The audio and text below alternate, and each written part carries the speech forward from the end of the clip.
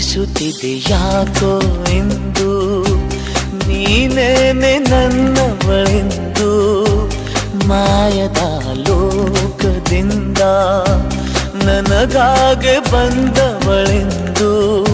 ಆಹಾ ಎಂಥ ಮಧುರ